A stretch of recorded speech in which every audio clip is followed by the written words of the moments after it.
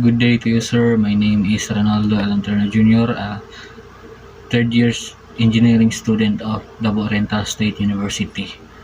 And my task one is why should we study Philippine literature and importance of studying Mindanao literature. First is why should we study Philippine literature? Studying Philippine literatures allows us to seek the past as the authors help us to guide through their words and thoughts they make. We study literature to better understand our literary history. We cannot enjoy what we do not comprehend. We can trace rich history of ideas passed down to us from our forebears by studying our literature. Then we can better understand ourselves and feel proud to be Filipinos. To understand the history of nation spirit, one must study its literature.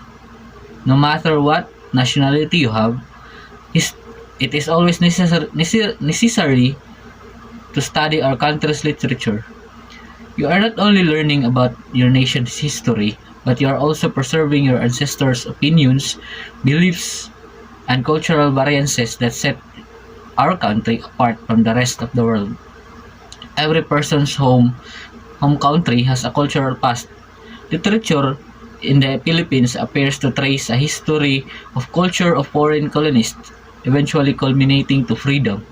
It might also be claimed that the more you delve into your nation's literature, the more you learn about yourself and your upbringing, as well as the political and economic influence the past has had on your country.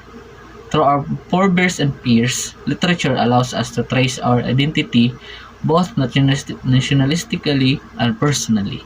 Second is importance of studying Mindanao literature. It has been said that the Mindanao Muslim folk literature has a rich variety of folk tales, myths, legends, poems, epic, ballads, riddles, and proverbs. The Muslim cultural communities may be classified into 13 major ethno-linguistic groups. Each Muslim cultural community has its own inventory of folk literature, which exhibits distinct and peculiar traits, features, and qualities in more than one way. These characteristics set one Muslim cultural community apart from another. Nonetheless, all these groups are bound together by their Islamic faith, which has been already permitted many areas of their folk literature since Islam is the way of life. In general, the folk literature of Mindanao's Muslim cultural communities may be written in a prose or of verbs. However, because of many language spoken, the manner and form of expression may differ from one Muslim cultural community to the next.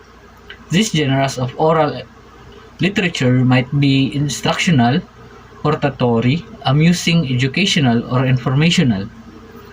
Folk literature in Mindanao Muslim cultural communities, as in other Filipino groups, follows the oral tradition of folk tales, myths, legends, epics, poetry, riddles, and proverbs are passed down from generation to another generation by word of mouth. Furthermore, like with folk literature from other cultures, folk literature from Muslim cultural communities has a participatory audience. The audience listens, responds, and repeats what he or she had heard. So to better understand the diversity of cultures in Mindanao, we must dig deeper and study on our literature, as this will help us open us to the world of past.